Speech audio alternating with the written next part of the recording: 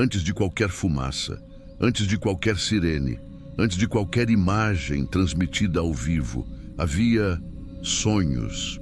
Em quartos comuns, por volta da primeira semana de setembro de 2001, algumas pessoas dormiram mais inquietas do que o normal. E o que viram ali, no fundo das suas consciências, nunca faria sentido. Até o mundo acordar no dia 11. Não se tratava de sonhos vívidos, nem pesadelos cinematográficos. O que mais chama a atenção nos relatos é a confusão. Cenas fragmentadas, ruídos abafados, sensações que não conseguiam ser explicadas com clareza. Mas havia um padrão. E esse padrão veio à tona tarde em fóruns da antiga internet, em blogs esquecidos, em páginas de diários digitalizados anos depois, surgiram registros datados antes do 11 de setembro. Um deles diz: sonhei com um avião, mas ele não caiu. Ele foi engolido por um prédio. Sumiu lá dentro. Ninguém gritava. Só silêncio e fumaça. Quando acordei, senti como se algo estivesse prestes a quebrar no mundo. Usuário anônimo, postado em 9 de setembro. Outro, encontrado num blog pessoal arquivado, descreve: havia fumaça preta. Subia entre prédios altos, no que parecia ser uma cidade enorme. Mas não era um incêndio. Era como se o céu estivesse sendo puxado para baixo. Eu acordava suando, sempre às 8h46 da manhã. 8h46. O exato horário em que o primeiro avião atingiu a Torre Norte. Coincidência? É o que muitos preferem acreditar. Mas muitos desses relatos descrevem não só o sonho, mas o local em que estavam quando acordaram. Quartos silenciosos, luz da manhã filtrando pela janela, sensação de angústia no peito. Não há sons externos, não há presságios visíveis, mas o corpo sentia algo. Eu me levantei e escrevi tudo. Nunca faço isso. Mas aquele sonho parecia diferente. Eu escrevi: aviões, fumaça, céu laranja, prédio engolindo tudo. Eu juro que escrevi isso. Um trecho de caderno escaneado por uma universidade anos depois. Página datada de 8 de setembro. Há registros reais como esse. Cadernos, notas impressas, páginas web arquivadas por ferramentas como o Wayback Machine. Ninguém tentou prever nada. Ninguém tentou se tornar vidente. Apenas anotaram algo que sentiram. O mais inquietante é que esses sonhos nunca foram falados antes. Só após o atentado, quando o mundo já estava coberto de cinzas, é que esses relatos começaram a surgir. Um puxando o outro. Pessoas que nunca se conheceram, descrevendo símbolos parecidos. Aviões atravessando paredes sem explosão. Fumaça negra em espiral subindo do chão. Janelas que pareciam olhos sem expressão. A sensação de que o tempo congelava. Nada disso faria sentido. Até aquele dia. A cidade que nunca dorme. Mas, naquela semana, em alguns lares, a noite trouxe inquietações silenciosas. A psicóloga, Dr. Karen Muller, que mantinha um blog, escreveu no dia 10. Atendi 3 pacientes hoje que relataram sonhos com prédios caindo. Um deles chorava, sem entender o porquê. Eram pessoas estáveis, nada propensas ao simbolismo apocalíptico. Não comentei nada, mas algo me deixou desconfortável. Esse blog foi retirado do ar 1 ano depois, mas está arquivado, porque ela nunca voltou a falar disso. Cientistas comportamentais chamam esse tipo de fenômeno de coincidência coletiva. Outros preferem o termo resposta intuitiva não racional. Mas há quem veja isso como algo maior, uma espécie de campo invisível, onde mentes conectadas captam fragmentos de algo que ainda não aconteceu. Sonhos seriam ecos, reflexos distorcidos de um futuro inevitável. O trecho mais citado em diversos fóruns, inclusive no Reddit anos depois, é o relato de um usuário que diz ter encontrado, na casa do irmão falecido, um diário. A página datada de 9 de setembro dizia: "Eu não quero ir. O prédio é alto demais. Tudo parece vulnerável. Eu vi o avião hoje, no sonho, Mas ele não voava, ele vinha em linha reta, como se não pudesse parar, como se fosse feito para entrar. A página original nunca foi exibida publicamente, mas o que se discute não é a veracidade do objeto, e sim da sensação. A mesma imagem, em vozes diferentes, em quartos diferentes, em estados diferentes, como se os prédios já estivessem sendo invadidos no inconsciente coletivo. Nada disso foi levado a sério. Talvez nunca vá, mas se existiu uma forma de aviso, se houve um sussurro coletivo antes do grito, ele veio à noite e ninguém quis ouvir. Após os ataques, centenas de pessoas ao redor do mundo relataram pesadelos recorrentes, o que é compreensível, considerando o impacto coletivo. Mas entre esses relatos surgiu uma categoria diferente. Não eram sonhos depois do evento, eram lembranças anteriores, gente comum, professores, balconistas, estudantes, donas de casa, afirmando com convicção: eu sonhei com isso antes. Alguns foram ignorados, outros ridicularizados. Muitos silenciaram. Mas há um padrão psicológico para esse tipo de reação.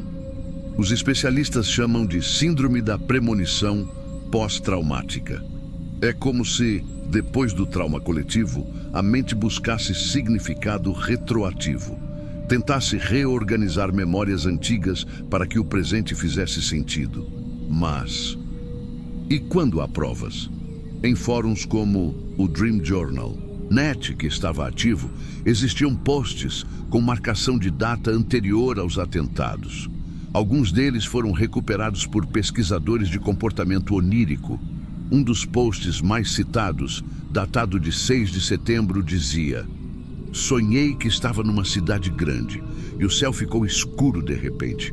Olhei para cima e vi duas sombras passando entre prédios. Era como se algo estivesse prestes a cair, mas ninguém percebia. Eu gritava, mas tudo estava em câmera lenta.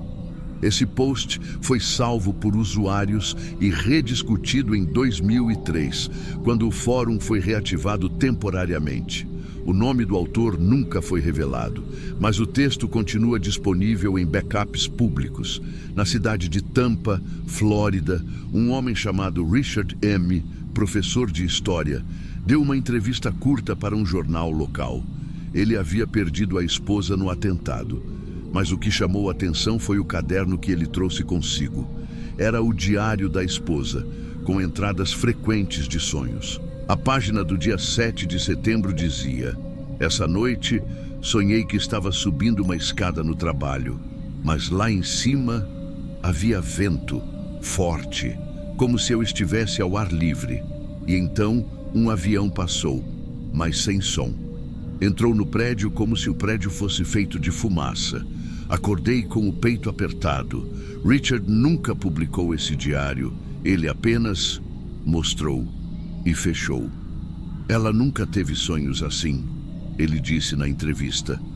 Foi a única vez que escreveu algo assim. Eu li só depois e nunca mais consegui dormir direito. A psicóloga Dr. Teresa Haynes, que estuda o inconsciente coletivo, comentou sobre esses padrões em um congresso de neurociência. O que nos assusta não é o conteúdo dos sonhos, é o sincronismo. Gente de diferentes estados, diferentes rotinas, diferentes crenças, tendo imagens parecidas, sons parecidos, sensações parecidas, e escrevendo isso antes de algo acontecer.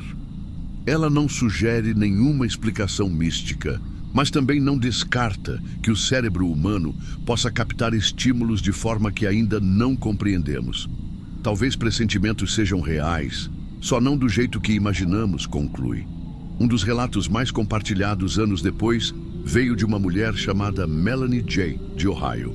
Ela contou que o filho de 5 anos acordou chorando no dia 10 de setembro, dizendo: mamãe, o prédio que engole as pessoas vai cair.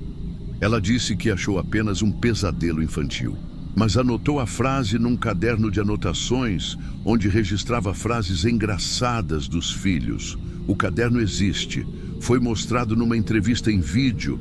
A frase está lá, letra da mãe. Melanie encerra a entrevista com a voz falhando. Se eu tivesse entendido. Mas como alguém entenderia algo assim?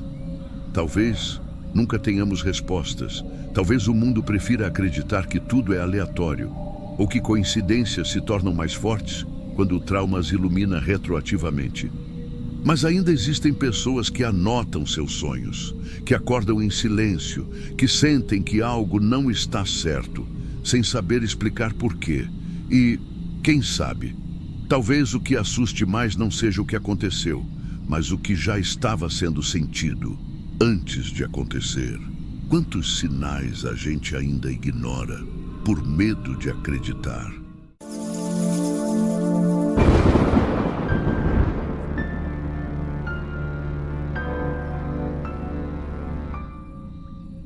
Ela encontrou o caderno, mas o caderno já tinha sido mexido. O nome dele era Aaron, analista de sistemas. Trabalhava em um dos andares médios da Torre Norte, em Manhattan. No dia da tragédia, Aaron saiu cedo. Disse que deixaria o carro estacionado perto da estação de metrô, como fazia sempre. Deixou o caderno no banco do passageiro.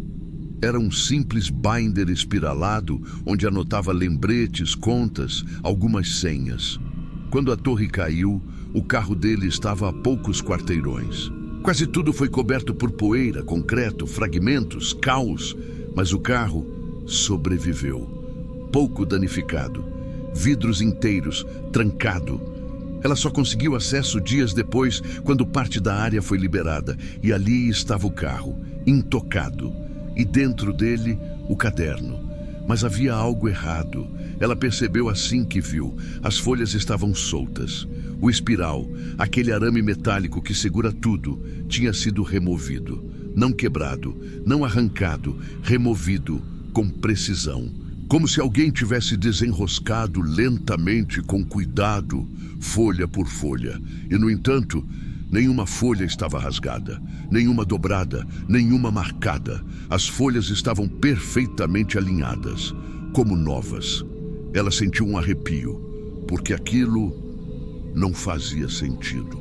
Ninguém mais tinha a chave do carro. Não havia marcas de entrada forçada. Não havia poeira entre as páginas, o que significaria que elas tinham sido manuseadas depois da nuvem de escombros.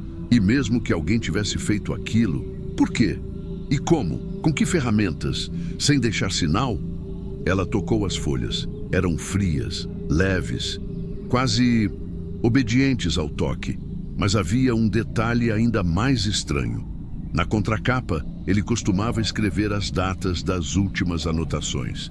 Sempre fazia isso. Era metódico. A última linha dizia: segunda-feira, 10 de setembro, estacionamento. E nada depois disso. Nada. Mas o espiral tinha sido removido depois. Ela ficou parada por minutos. Não havia vento, não havia som. Só aquele silêncio absurdo de quem encontra algo que não devia ter sido tocado. O caderno agora estava solto, livre de sua própria estrutura, mas preso à dúvida e à ausência. Ela pegou o caderno com as duas mãos, com cuidado, como quem segura alguma coisa que pode desmontar no ar. As folhas estavam perfeitamente soltas, mas continuavam ordenadas, sem nenhum sinal de pressa, sem nenhuma dobra nas pontas. E o mais perturbador, sem o espiral por perto. Não estava no chão do carro, não estava no banco, não estava no porta-luvas. Sumiu, como se a estrutura que mantinha tudo unido tivesse deixado de existir. Ela levou o caderno para casa. Não quis mostrar para ninguém, nem mesmo para os investigadores, que naquela altura tinham dezenas de coisas mais urgentes para resolver. Naquela noite, deixou o caderno sobre a mesa da sala.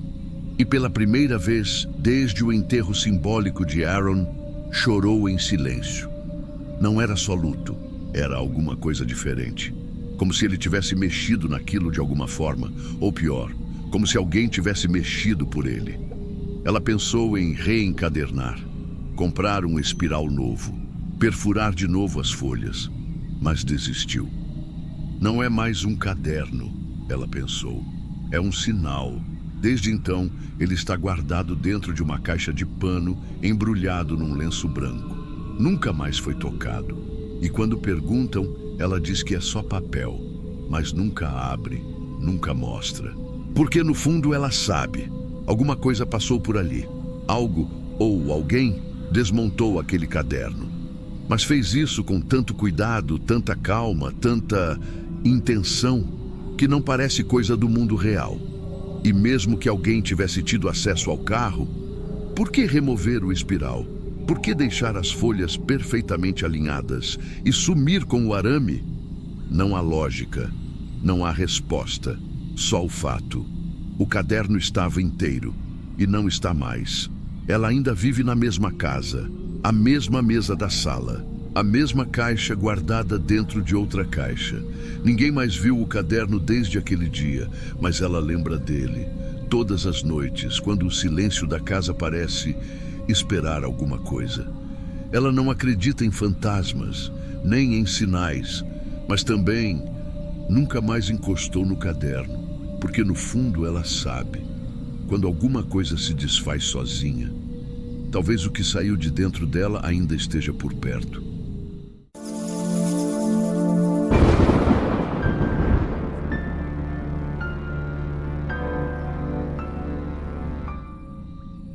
Os relógios paravam, todos, sempre na mesma hora. Joe Lane não era o tipo de homem que acreditava em presságios. Ele era policial, nova-iorquino, trabalhador, treinado para lidar com o real, com o que se pode tocar. Mas depois do que aconteceu com ele, o que é real começou a ficar cada vez mais confuso. Joe trabalhava nas operações de busca em Ground Zero depois do atentado. A missão era clara: vasculhar, identificar restos humanos, recuperar objetos, dar algum tipo de dignidade ao que sobrou. Foi durante uma dessas manhãs que o corpo dele falhou. Um ataque cardíaco, do nada, quase caiu sobre os próprios joelhos no meio dos destroços. Foi removido às pressas, sobreviveu, mas não voltou inteiro. Dias depois, já em casa, começou a notar o primeiro detalhe. Um relógio de parede antigo, herdado da mãe, parou de funcionar. Joe nem deu bola. Trocou a pilha. Reiniciou. No dia seguinte, mesma coisa. A hora parada, 8h46. A hora exata em que o primeiro avião atingiu a Torre Norte. Coincidência? Ele também achou. Até o relógio do micro-ondas parar. Depois o do pulso. Depois o do rádio-relógio no criado mudo. Todos congelavam por um instante, sempre às 8h46 da manhã. E depois voltavam como se nada tivesse acontecido. Ele trocou os aparelhos, trocou as pilhas, mudou os fusíveis da casa. Nada adiantava. Aquela hora, aquela exata hora, se impunha como um lembrete, como uma âncora no tempo. E não parou por aí. Joe começou a acordar suando frio, sempre no mesmo horário, o quarto abafado, o ar pesado. Mesmo com a janela escancarada, parecia faltar oxigênio. Ele descrevia a sensação como estar dentro de uma nuvem espessa de fuligem. E o cheiro de fumaça era insuportável, mas não vinha da rua, não vinha do aquecedor, não vinha de lugar nenhum. Era como se o incêndio ainda estivesse ali, dentro do quarto, dentro dele. Vincent narra em pausa longa. Ele sobreviveu, mas não voltou sozinho. A família notava mudanças.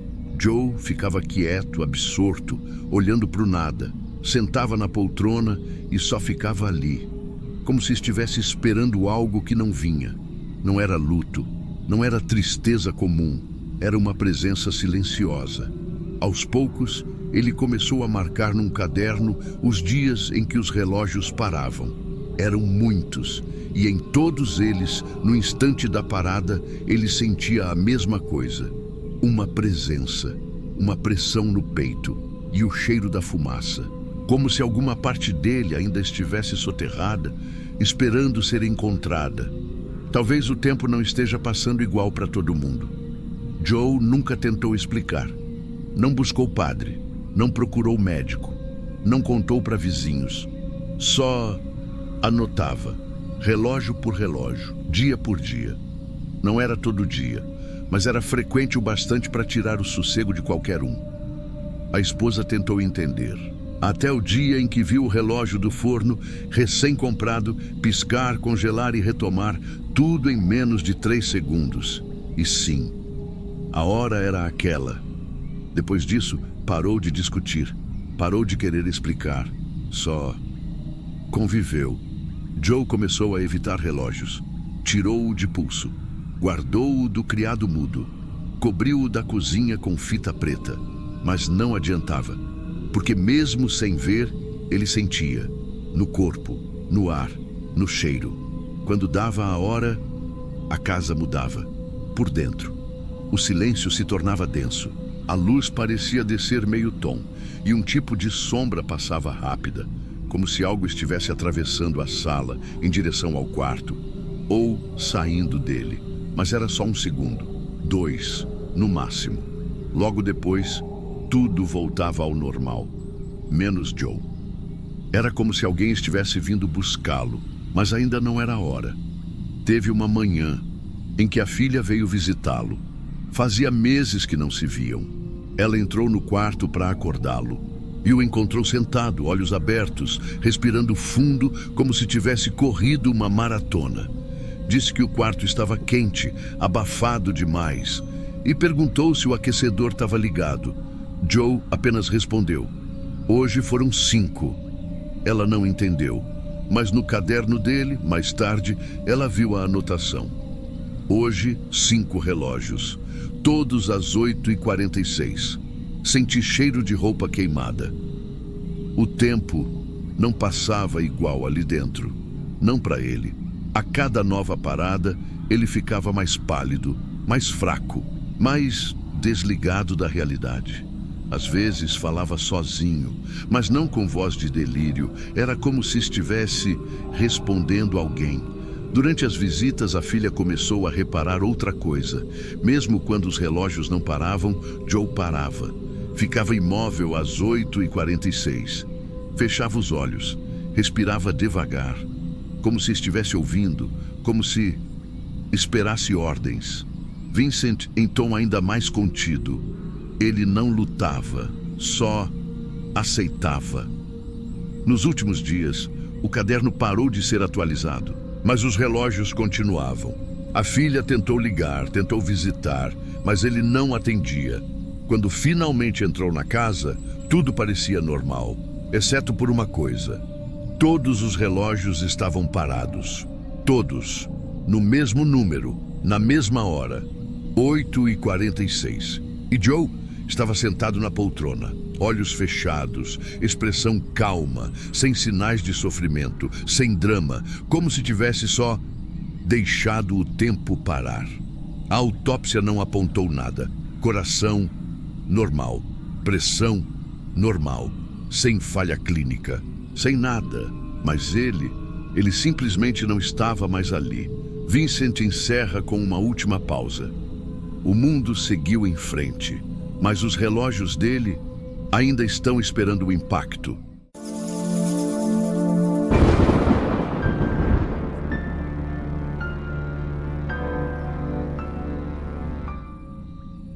Frank Marra nunca buscou atenção. Ele apenas contou o que viu.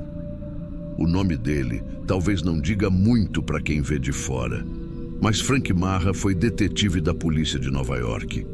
Não era o tipo de homem que se impressionava fácil. Em 2001, depois do colapso das Torres Gêmeas, ele foi designado para uma das tarefas mais pesadas e emocionalmente devastadoras já executadas por qualquer profissional da lei. Trabalhar no aterro de Staten Island, onde os escombros do World Trade Center foram depositados. Ali não era apenas um lugar de destroços. Era um cemitério sem lápides. Cada pedaço de concreto, cada vigamento torcido, cada fragmento de papel podia carregar vestígios humanos. E muitos carregavam.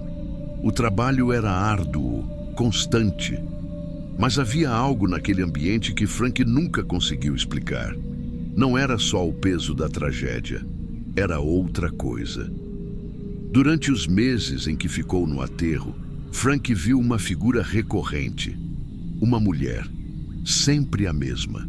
Roupa simples, cabelo preso e uma bandeja nas mãos, cheia de sanduíches. Ela surgia entre os escombros, como se estivesse ali para servir comida, como se quisesse cuidar de alguém, como se ainda estivesse presa à missão que tinha no dia do atentado.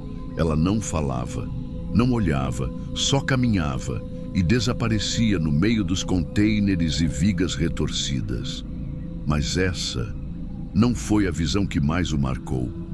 Em determinados momentos, principalmente ao entardecer, Frank sentia o ar mudar.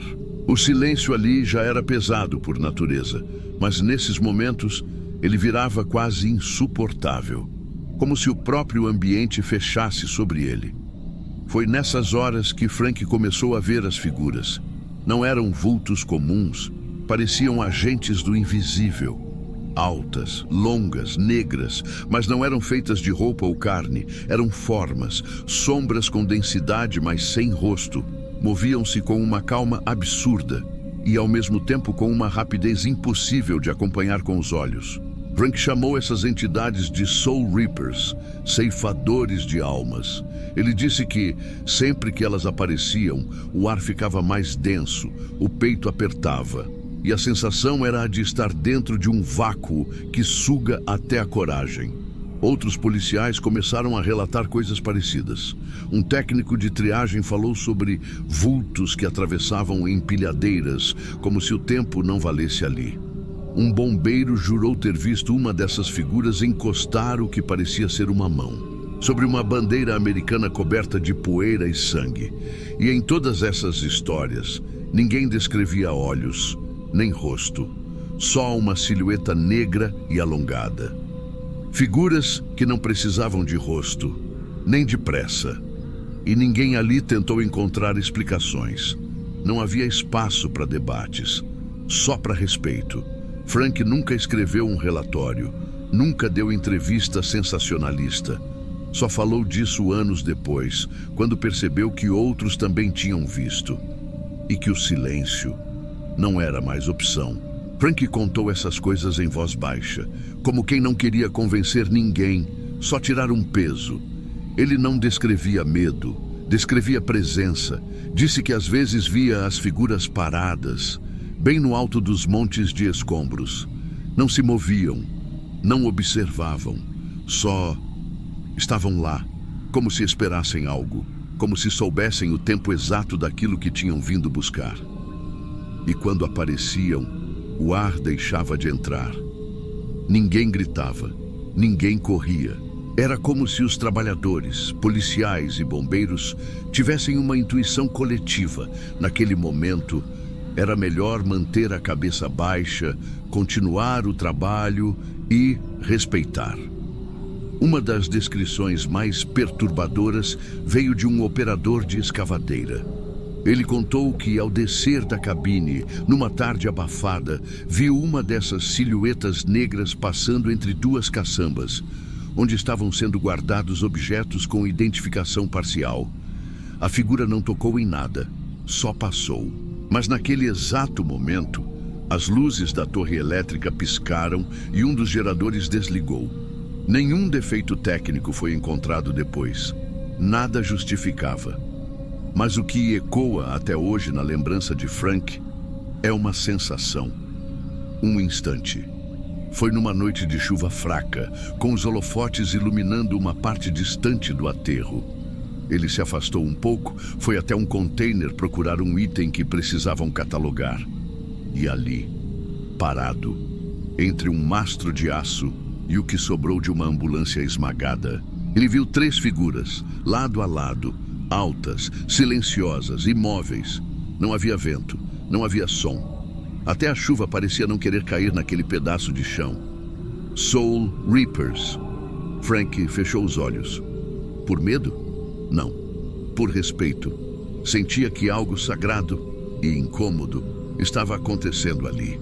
Algo que nenhum ser vivo devia interferir. E quando abriu os olhos, elas não estavam mais lá.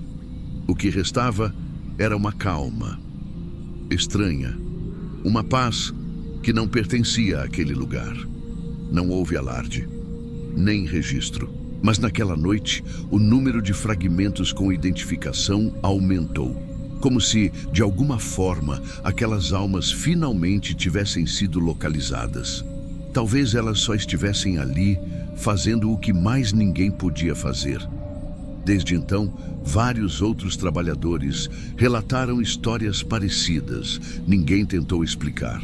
Porque talvez não haja o que explicar. Talvez haja coisas que só existem quando a dor é grande demais. Talvez quando o sofrimento de uma tragédia se acumula ao ponto de travar o mundo, o invisível se mova, não para assustar, não para punir, mas para recolher. Se houve almas presas ali, alguma coisa veio buscá-las.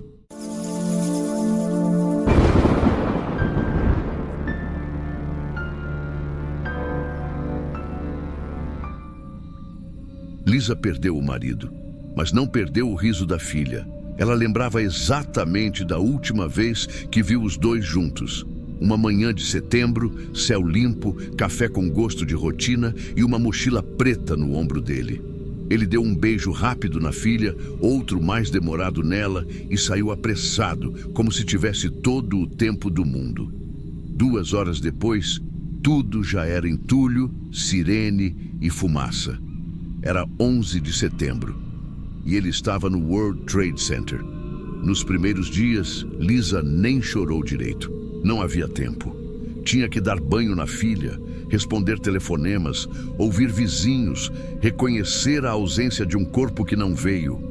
Teve que continuar viva. A filha de 4 anos parecia normal. Brincava, pedia suco, dormia cedo. Mas com o tempo, começou a dizer coisas estranhas. Disse que falava com o pai. Ele vem toda noite, mamãe. Lisa respondeu com um "que bom, meu amor", como quem quer proteger a fantasia de uma criança. Achou que fosse uma forma de elaborar o luto, de dar forma ao que faltava. Mas os dias foram passando, e o tom da filha não era de brincadeira. Ela começou a rir sozinha no quarto, no escuro. Certa noite, Lisa entrou devagar para apagar a luz e a encontrou sentada, olhando para o canto. Sorria. Conversava com alguém que não estava ali.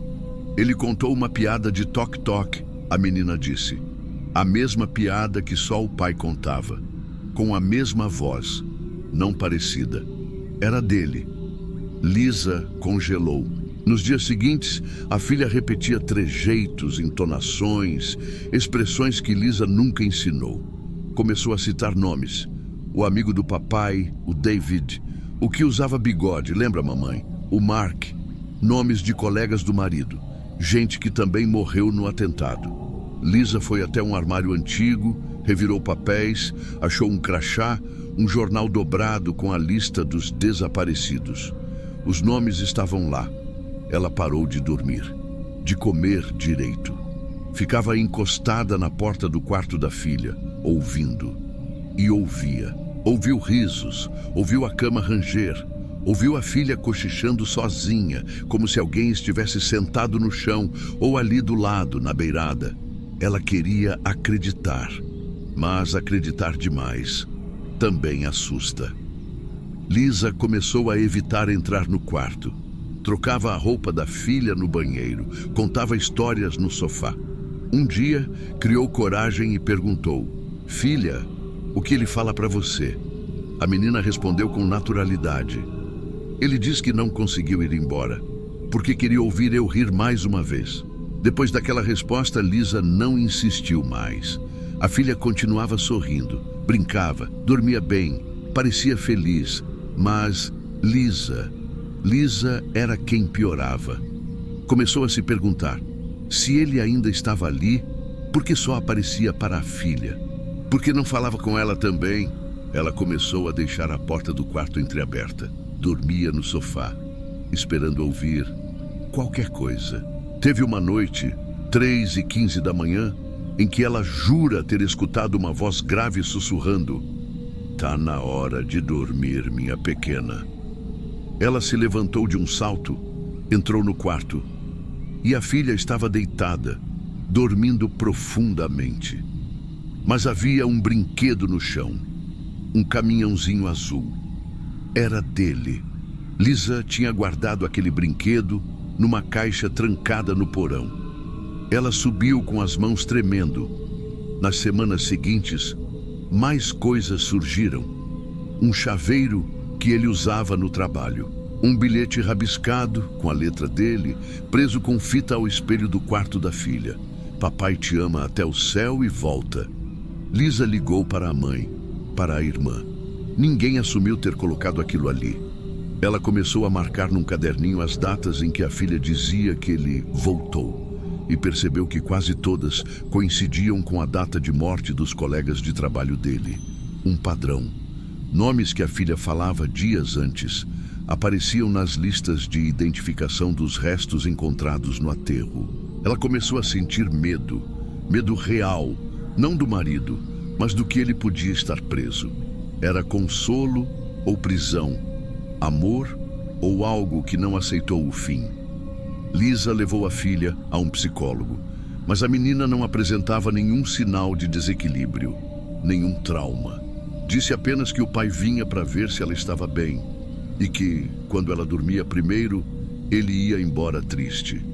Aos poucos, Lisa parou de resistir, parou de tentar entender, parou de procurar lógica, apenas deixava acontecer. Passava pelo corredor e via a porta do quarto entreaberta. E às vezes, só às vezes, sentia o cheiro do aftershave que ele usava. Uma mistura de hortelã com algo amadeirado, forte, presente. Teve uma noite em que ela, sem pensar, murmurou para a porta fechada: "Obrigado por cuidar dela." Silêncio, mas naquela noite, ela dormiu e sonhou com ele. Não foi um sonho claro. Não havia rosto. Só uma voz dizendo: "Agora você também me ouviu." Quando acordou, a filha já estava na sala, com o caminhãozinho azul nas mãos. Lisa perguntou: "Ele veio?" A menina respondeu: "Hoje não." E nunca mais veio. A filha deixou de rir sozinha, de conversar com o vazio, de citar nomes. Mas Lisa nunca mais deixou o quarto completamente no escuro. Nunca mais fechou a porta por completo, porque ela sabia, às vezes o amor permanece, mas nem sempre vem sozinho.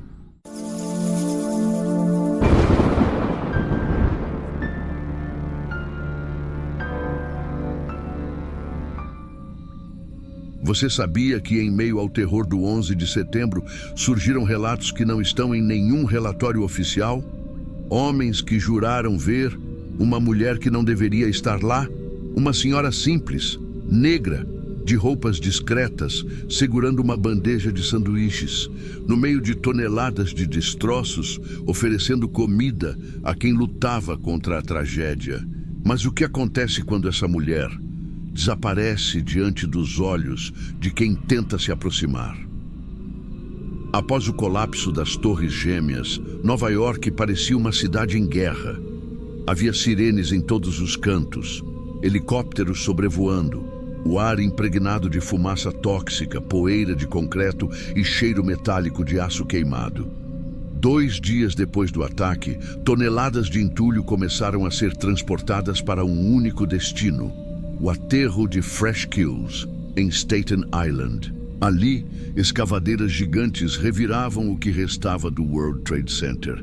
O trabalho era frio, mecânico: separar aço de concreto, encontrar corpos, catalogar objetos pessoais.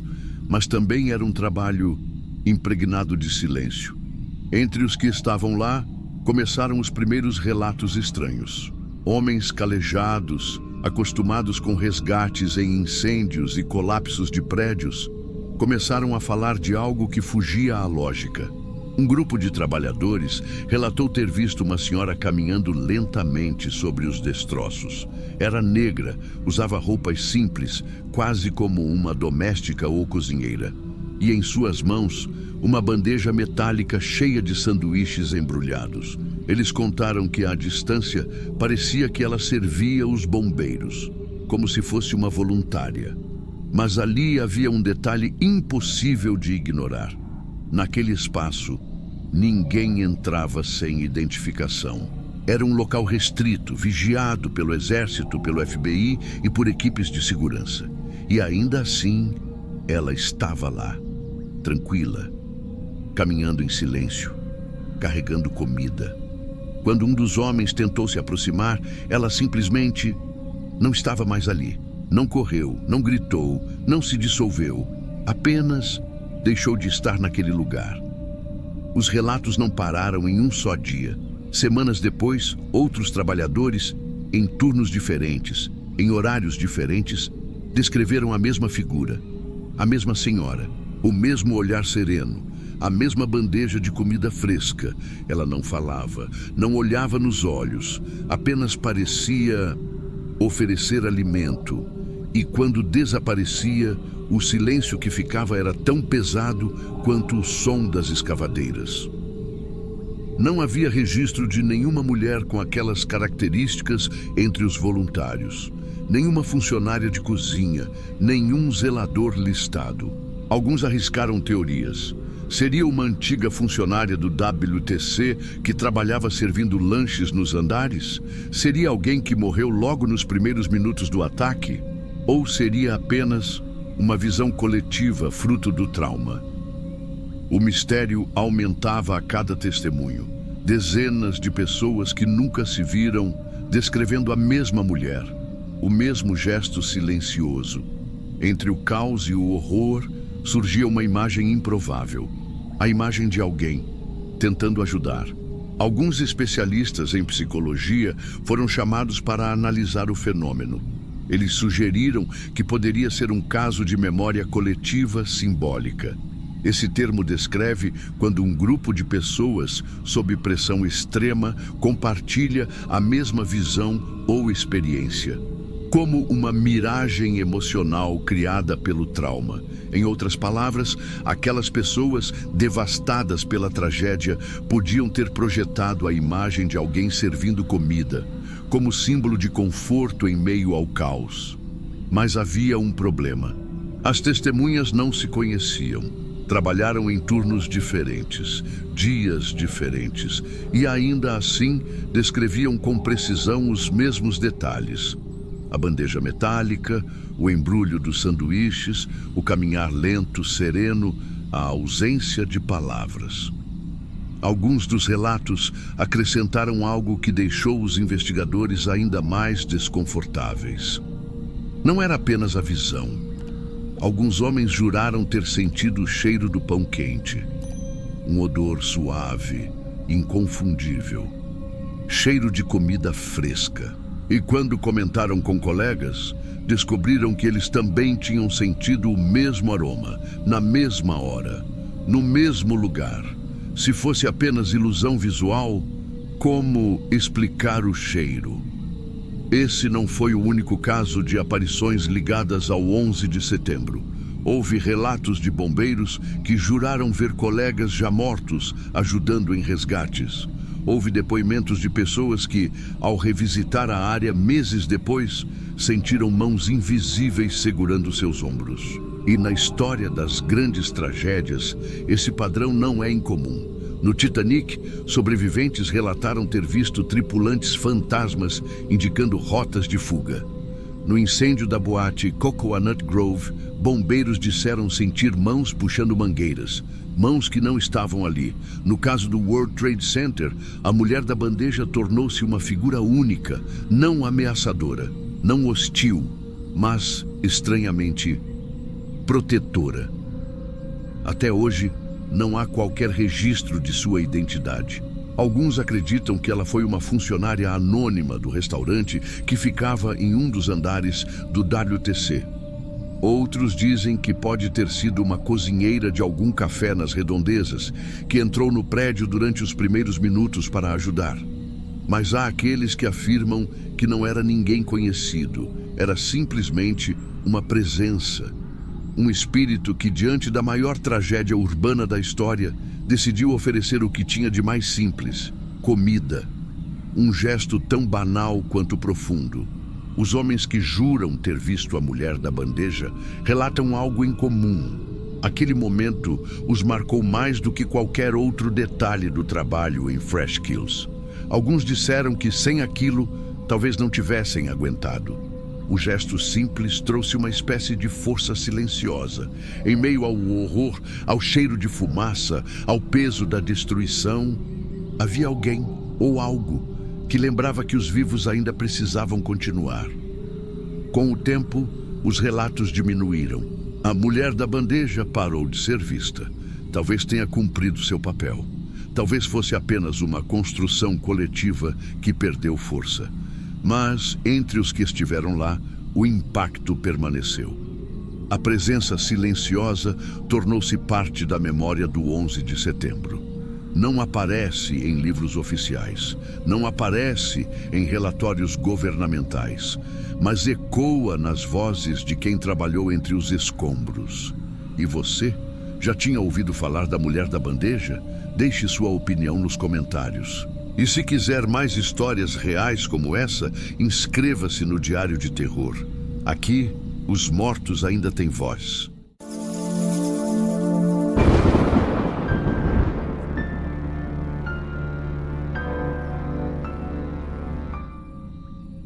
Você sabia que as imagens mais perturbadoras do 11 de setembro não mostram o momento da colisão, nem o colapso das torres?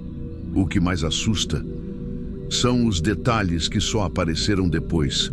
Rostos na fumaça, feições, expressões, gritos sem som, como se o sofrimento de milhares tivesse ficado impresso no ar. Imagens que não foram feitas para causar impacto midiático, mas que, quando ampliadas, revelaram algo que ninguém esperava ver e que até hoje são evitadas por quem presenciou de perto. A gente acha que foto serve para lembrar, mas tem imagem que mais parece aviso e outras que parecem guardar alguém. Minutos depois do primeiro impacto, quando o caos ainda engatinhava, as câmeras já estavam registrando tudo. Tinha fotógrafo da imprensa, cinegrafista, gente com câmera de bolso, turista com filmadora. Qualquer coisa que pudesse captar aquilo, uma tragédia acontecendo ao vivo, em escala global. A fumaça subia pesada, cinzenta, engolindo o céu de Nova York. E no meio disso tudo, entre os registros, estavam eles, os rostos. As primeiras vezes que alguém apontou isso, ninguém levou a sério. Só depois, com mais calma, ampliando as imagens, os detalhes foram ficando claros demais para serem ignorados. Em pelo menos 5 fotos tiradas por pessoas diferentes, dá para ver rostos na fumaça. Não borrões, não sombras. Rostos, com feições, com expressão. Tem um que parece estar gritando, outro que parece chorar. Alguns têm traços distorcidos, como se fossem moldados pela dor. A fumaça tinha textura, volume, e mesmo assim, os contornos pareciam humanos demais para ser só coincidência. E muita gente que viu essas fotos, pessoalmente ou em reportagens antigas, diz a mesma coisa. O pior não é o rosto em si, é a sensação de que ele está olhando de volta. Essas imagens circularam em fóruns nos anos 2000, em sites de fotografia, de resgate, de discussão sobre o atentado. Algumas foram parar em documentários, outras sumiram. Teve fotógrafo que nunca mais falou do assunto, gente que jura que foi ameaçada, outros que passaram a se recusar a revisar os próprios arquivos daquele dia. É difícil entender por quê. Mas quem viu de perto costuma dizer que essas fotos carregam alguma coisa, que trazem um tipo de peso que a imagem comum não tem. Como se não fosse só fumaça, como se tivesse dor ali dentro. Claro que muita gente tenta explicar. Pareidolia, efeito psicológico, o cérebro tentando achar formas conhecidas em meio ao caos. Mas tem também quem diga que aquilo não foi acidente, que aquela dor deixou marca, e que os rostos que apareceram não estavam ali por acaso. E isso É só o começo. Se os rostos já pareciam inquietantes demais, o que veio depois deixou tudo ainda mais difícil de ignorar. Porque não era só nas imagens. Pessoas que estavam ali dizem que viram com os próprios olhos. Durante semanas, voluntários, bombeiros e trabalhadores passaram dia e noite removendo entulho na chamada Zona Zero. E ali, no meio do aço derretido e da poeira tóxica, começaram os relatos mais delicados. Alguns falavam de vultos, outros de formas brancas, meio transparentes, que pairavam por segundos e depois sumiam. Um bombeiro disse que viu uma figura parada no que restava do 8º andar, imóvel, com a cabeça levemente inclinada. Ele pensou que era um sobrevivente. Subiu correndo com outro colega. Quando chegaram no ponto exato, não tinha ninguém. Nem sinal de pegada, nem poeira mexida, nada. Um dos casos mais conhecidos foi citado num fórum de veteranos do Corpo de Bombeiros anos depois. Um socorrista contou que durante uma madrugada viu 2 silhuetas brancas andando lado a lado sobre uma viga suspensa. Era impossível ter alguém ali. A estrutura estava instável, isolada. Ele não falou nada na hora. Guardou para si. Só anos depois contou isso online, usando pseudônimo. Segundo ele, a sensação que teve não foi medo, foi compaixão, como se as figuras estivessem perdidas, presas entre o que aconteceu e o que não deu tempo de acontecer. Mesmo com o tempo, essas histórias continuam voltando. Algumas das fotos originais sumiram da internet. Alguns links foram tirados do ar. Outros perderam os metadados, como se tivessem sido intencionalmente apagados da memória coletiva. Mas outras imagens sobreviveram. Estão em fóruns de nicho, em arquivos pessoais e, segundo quem viu, ainda causam desconforto. Não tem grito, não tem sangue, só uma fumaça que parece viva e uma sensação de que aquilo ali guarda algo que não devia mais estar aqui. O 11 de setembro deixou marcas profundas no mundo, nas estruturas, nas políticas, nas famílias, mas talvez também tenha deixado marcas que a gente não consegue explicar. Talvez aquelas imagens não sejam apenas resultado de poeira e luz, talvez sejam fragmentos de algo que ficou suspenso ali, um registro de dor que não conseguiu seguir adiante. E talvez, só talvez, sejam rostos que ainda esperam ser reconhecidos. Então, se você resolver procurar essas fotos, faça isso com respeito, porque tem coisa que, depois que a gente vê, não dá mais para desver.